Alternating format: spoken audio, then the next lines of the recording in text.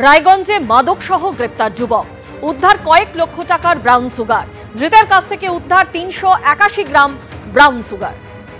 আজকে 6 সেপ্টেম্বর 2025 আমি একটু আগেই আইসি রায়গঞ্জের তরফ থেকে একটা রিকুইজিশন গিয়েছিল আমাদের মাননীয় মহকুমা শাসক রায়গঞ্জের কাছে, এবং সেখান থেকে আমি অর্ণব শাহ ডেপুটি ম্যাজিস্ট্রেট উত্তর দিনাজপুর নির্দেশ পাই যে ইমিডিয়েটলি পুলিশ ফোর্সকে অ্যাসিস্ট করার জন্য।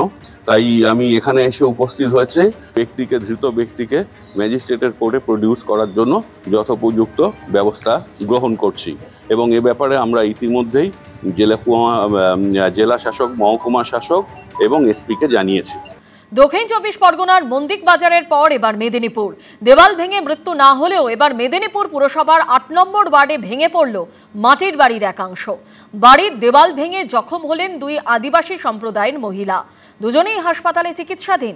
অভিযোগ, হাউজিং ফর অল প্রকল্পে আবেদন জানিয়েও মেলেনি বাড়ি। এদিকে গোটা ঘটনায় তৃণমূলের দিকে দুর্নীতির অভিযোগ তুলেছে বিজেপি। পাল্টা পাকা বাড়ি তৈরির আশ্বাস দিয়েছে তৃণমূল। শুক্রবার দক্ষিণ 24 পরগনার মন্দির বাজারে মাটির দেওয়াল চাপা পড়ে মৃত্যু হয়েছিল মা ও 2 মেয়ের। 24 ঘন্টার মধ্যে আরও এক ভয়ঙ্কর ঘটনা ঘটল মেদিনীপুর শহরে। মন্দির বাজারের মতো মর্মান্তিক পরিণতি না হলেও সেখানে মাটির দেওয়াল চাপা পড়ে জখম হলেন আদিবাসী 2 মহিলা। জখম লক্ষ্মী হেমব্রম এবং সুতপা হেমব্রম, সম্পর্কে মামি ও ভাগ্নি।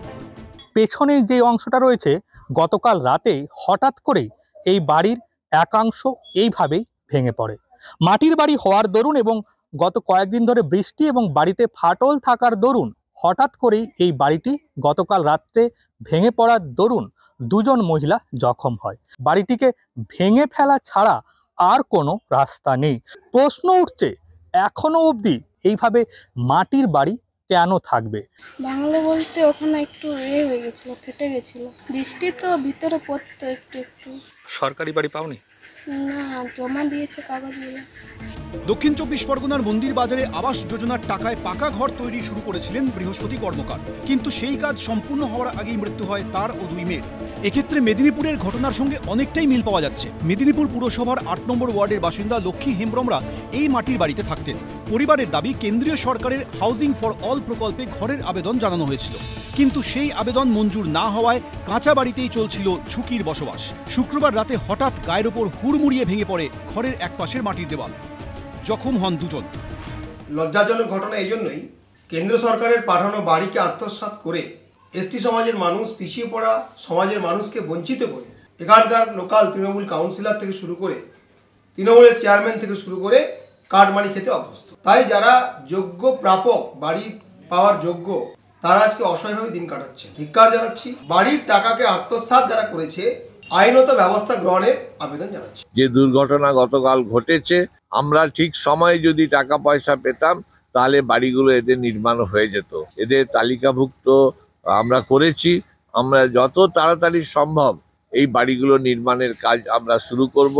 জেসিপি মেশিন দিয়ে ওই বাড়ির যে ভগ্ন বাড়িটাকে ভেঙে ফেলে নতুন করে আবার ওই জায়গায় আমরা বানিয়ে দেবো, তার উদ্যোগ নিয়েছি।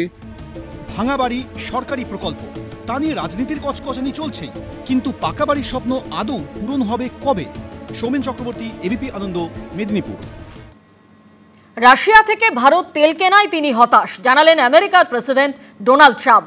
পাশাপাশি শুল্ক সংঘাতের মধ্যে বললেন, ভারতের প্রধানমন্ত্রীর সঙ্গে সুসম্পর্ক রয়েছে। দ্বিপাক্ষিক সম্পর্ক নিয়ে মার্কিন প্রেসিডেন্টের মনোভাবের প্রশংসা করে সহযোগিতার আশ্বাস দিয়েছেন Modi. I've been very disappointed that India would be buying so much oil, as you know, from Russia, and I let them know that. যাকে বলে তেলে বেগুনে অবস্থা। রাশিয়া থেকে ভারত তেল কেনায় হতাশা আর বিরক্তি কোনোটাই লুকিয়ে রাখতে পারছেন না ডোনাল্ড ট্রাম্প। হতাশা প্রকাশ করেও সুসম্পর্কের বাতাস বইয়ে রাখতে মনে করিয়ে দিচ্ছেন মোদিকে নিয়ে হোয়াইট হাউসের গোলাপ বাগানে যাওয়ার কথা। We put a very big tariff on India, 50% tariff, very high tariff.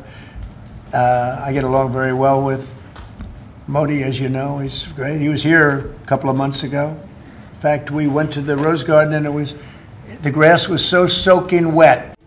গত মাসের শেষের দিক থেকে ভারতের বিরুদ্ধে শুল্ক যুদ্ধ ঘোষণা করেন ডোনাল্ড ট্রাম্প।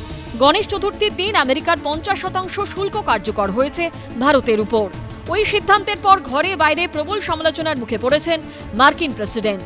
এরই মধ্যে গত সপ্তাহে চীন সফরে গিয়ে প্রেসিডেন্ট শি জিনপিং এর সঙ্গে সাক্ষাৎ করেছেন রাশিয়ার প্রেসিডেন্ট ভ্লাদিমির পুতিন ও নরেন্দ্র মোদী। এরপরই তাৎপর্যপূর্ণ পোস্ট করেছেন মার্কিন প্রেসিডেন্ট।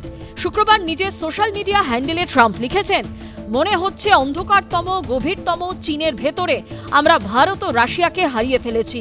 ওদের ভবিষ্যৎ দীর্ঘ ও সমৃদ্ধ হোক, এই কামনা করি। সংঘাতের আবহে ট্রাম্প সুর নরম করতেই পাল্টা বার্তা দিয়েছেন নরেন্দ্র মোদী। এক্স হ্যান্ডেলে প্রধানমন্ত্রী লিখেছেন, প্রেসিডেন্ট ট্রাম্পের আবেগ এবং আমাদের সম্পর্ক নিয়ে যে ইতিবাচক মূল্যায়ন করেছেন তা প্রশংসনীয়। আমরা এর সম্পূর্ণ প্রতিদান দেব। ভারত ও আমেরিকার মধ্যে অত্যন্ত ইতিবাচক, ভবিষ্যৎমুখী এবং কৌশলগত অংশীদারিত্ব রয়েছে। এই নিয়ে খোঁচা দিয়ে কংগ্রেস সাংসদ মনীষ তিওয়ারি এক্স হ্যান্ডেলে লিখেছেন, ট্রাম্পের মতো লোকেরা যা ঠিক বুঝতে পারছেন না তা শুল্কের বিষয় নয়, বরং আত্মসম্মান, মর্যাদা এবং সম্মানের বিষয়। আমরা সাম্রাজ্যবাদী ব্রিটিশদের সঙ্গে লড়াই করেছি এবং তাদের পরাজিত করেছি। ভারত একটি রুটি কম খাবে, কিন্তু কখনো শক্তিশালী অস্ত্রের কাছে নতি স্বীকার করবে না। আমেরিকার বিকল্প হিসেবে ভারত, রাশিয়া, চীন যদি ঐক্যবদ্ধ হয় তাহলে কিন্তু আমেরিকার একটা বিপদ আছে। বিপদটা হচ্ছে যে যদি আমেরিকার ডলারের একটা বিকল্প মুদ্রা তারা তৈরি করতে পারে বা বিকল্প মুদ্রায় তাদের আস্থা আনতে পারে, তাহলে আমেরিকার পতন ঘটবে। আমেরিকা সেই দিকটাই থেকে বিশালভাবে চিন্তিত। আর এই ভয়, এই দুশ্চিন্তা থেকে কোথায় যাবে এই ভেবেই হঠাৎই বার্তা দিয়ে বসলেন যে ভারত আমার বন্ধু দেশ। এবছরের ডিসেম্বরে নয়াদিল্লি সফরে আসছেন পুতিন। প্রধানমন্ত্রী মোদীর সঙ্গে দ্বিপাক্ষিক বৈঠক করার কথা রয়েছে তার। ওই সময় ভারত ও রাশিয়ার মধ্যে একাধিক প্রতিরক্ষা ও বাণিজ্যিক চুক্তি হতে পারে বলে মনে করছেন বিশেষজ্ঞদের একাংশ। তার আগে ট্রাম্পের সুর নরমকে তাৎপর্যপূর্ণ বলে মনে করছেন আন্তর্জাতিক সম্পর্ক বিশেষজ্ঞরা। এবিপি আনন্দ।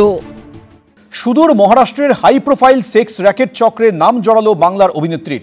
যৌন ব্যবসা চালানোর অভিযোগে হাতে নাতে পাকড়াও করা হলো বাংলার এক অভিনেত্রীকে। নাম অনুষ্কা মণিমোহন দাস ওরফে মুন। ঘটনাস্থল থেকে উদ্ধার করা হয়েছে দুই তরুণীকেও। তারা দুজনেই হিন্দি ও বাংলা ধারাবাহিকে কাজ করেন। গ্ল্যামার, রঙিন ঝাঁ চকচকে দুনিয়া, রিয়েল মিলেমিশে একাকার। কিন্তু তার আড়ালেই কি লুকিয়ে সেক্স র্যাকেটের নিকষ অন্ধকার? অভিনয়ের স্বপ্ন দেখিয়ে যৌন ব্যবসায় নামানোর অভিযোগ। এবার সুদূর মুম্বাইয়ের হাই প্রোফাইল সেক্স র্যাকেট চক্রে নাম জড়ালো বাংলার অভিনেত্রী। মুম্বাইয়ের মীরা রোডের কাছে সেক্স র্যাকেট চালানোর অভিযোগে হাতে নাতে পাকড়াও করা হলো বাংলার এক অভিনেত্রীকে। নাম অনুষ্কা মণিমোহন দাস ওরফে মুন, বয়স 41। একাধিক সিনেমা বিজ্ঞাপনে অভিনয় করেছেন তিনি। সেই সঙ্গে ঘটনাস্থল থেকে উদ্ধার করা হয়েছে দুজন তরুণীকে। তারা দুজনেই হিন্দি ও বাংলা ধারাবাহিকে কাজ করেছেন। ইতিমধ্যেই তাদের মহিলা আশ্রয় কেন্দ্রে পাঠানো হয়েছে। मामला काशीमरा पुलिस थाने का है। यहाँ पे एक मॉल में वह जो है देह व्यापार के लिए कुछ मॉडल और जो फिल्म में काम करती थी उन लड़कियों को लाई थी और इसका जाल जो है वो पुलिस ने बिछाया। जो अनुष्का मोनीदास है इसे गिरफ्तार किया है। एक महिला कुछ मॉडल लिंक करने वाली लड़कियों को सप्लाई करने का काम करते थे, उनके ऊपर ट्रैप करके पुलिस ने उनको अरेस्ट किया है। उसमें 2 लेडीज़ को रेस्क्यू किया गया है। इनको ठाकुर मॉल जो है अपना, वहाँ के सामने से इनको गिरफ्तार किया है। মহারাষ্ট্রের বসাইভিরার পুলিশ সূত্রে দাবি, বহুদিন ধরেই লক্ষ লক্ষ টাকার বিনিময়ে এই এলাকা থেকে মহিলাদের পাঠানো হতো হাই প্রোফাইল ক্লায়েন্টদের কাছে। গোটা দেশ জুড়ে ছড়িয়েছিল যৌন ব্যবসার নেটওয়ার্ক। পুলিশ সূত্রে দাবি, গোপন সূত্রে খবর পেয়ে বুধবার রাতে ভুয়ো ক্লায়েন্ট সেজে মুম্বাই আহমেদাবাদ হাইওয়ের পাশে একটি মলে হাজির হন পুলিশ অফিসাররা। ডেকে পাঠানো হয় অনুষ্কা সহ বেশ কয়েকজন অভিযুক্তকে। বেশ কিছুক্ষণ কথাবার্তা চলার পর টাকার লেনদেন হয়। অভিযোগ তখনই পাকড়াও করা হয় অনুষ্কাকে। ধৃত অভিনেত্রীর বিরুদ্ধে মানব পাচার ও PITA আইনে মামলা দায়ের করা হয়েছে। এবিপি আনন্দ।